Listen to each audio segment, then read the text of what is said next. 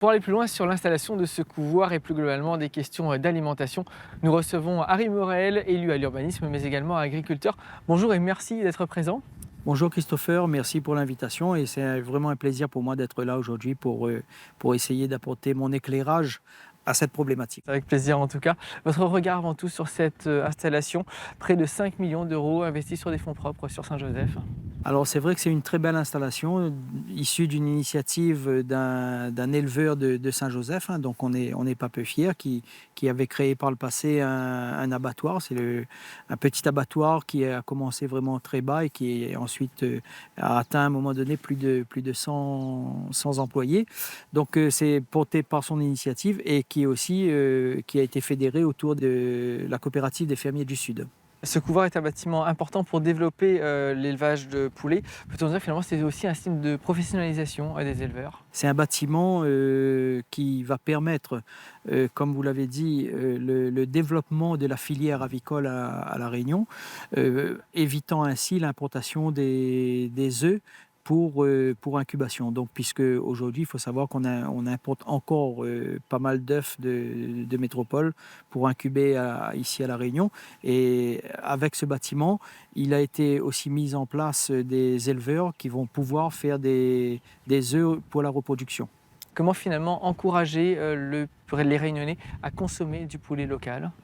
Alors, par la qualité, déjà, tout simplement, parce que, comme nous le savons, les poulets fermiers de La Réunion sont de très très bonne qualité.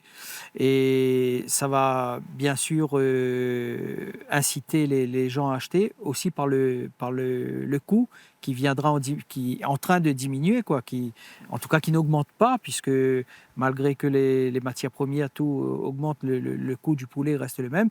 Et à contrario, le poulet d'importation, lui, continue à augmenter. Donc, ce qui fait que par ricochet, je pense qu'au niveau de la consommation locale, ça va bien sûr augmenter de par lui-même.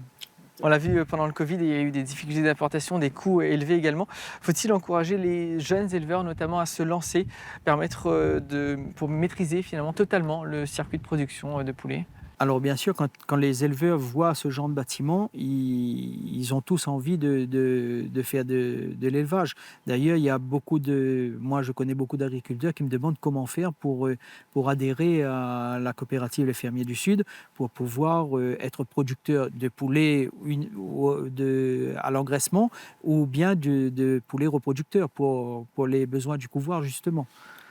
Comment est-ce que l'on peut penser l'aménagement du territoire, plus spécialement de Saint-Joseph, pour développer ces initiatives tout en préservant finalement notre ruralité de Saint-Joseph? Là, je vais reprendre une expression qui est souvent utilisée par notre maire, Patrick Le Breton, qui dit que ruralité rime avec modernité.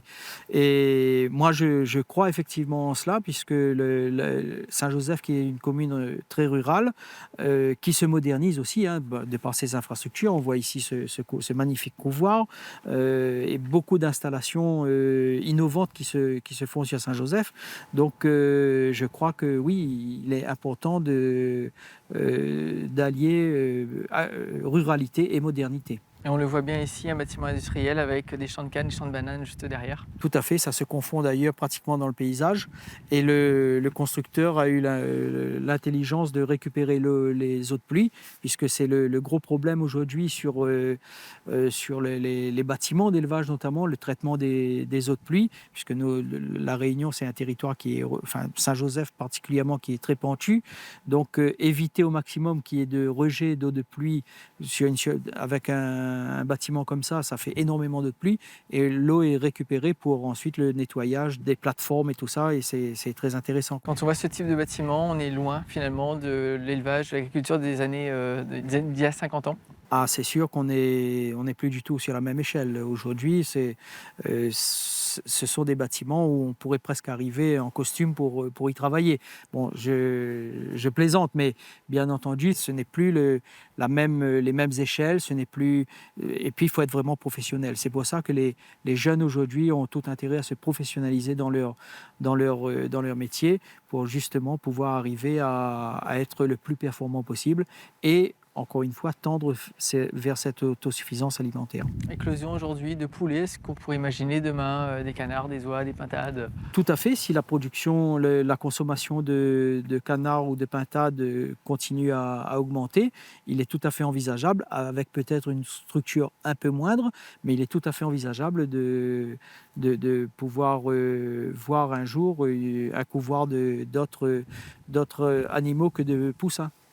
Quel regard est-ce que vous portez sur l'avenir et notamment sur tous les enjeux liés à la sécurité, à l'autosuffisance alimentaire? Moi, je crois que l'autosuffisance alimentaire, tout le monde doit s'y mettre. Et il est important, c'est avec l'effort de chacun qu'on va y arriver. Ce n'est pas de grands discours qui va nous faire tendre vers l'autosuffisance alimentaire. C'est chacun à son niveau, agriculteur ou pas, de se dire, écoutez, moi, je vais produire pour mes besoins, je vais produire pour les besoins de notre société et en toute transparence et donner un produit de qualité à nos consommateurs. Merci Harry pour ce regard, vous qui êtes attaché à notre ruralité, mais également élu à l'urbanisme à Saint-Joseph. Merci à vous également pour votre fidélité. On se retrouve très bientôt sur C'est Saint-Jo TV et sur les réseaux sociaux de la ville.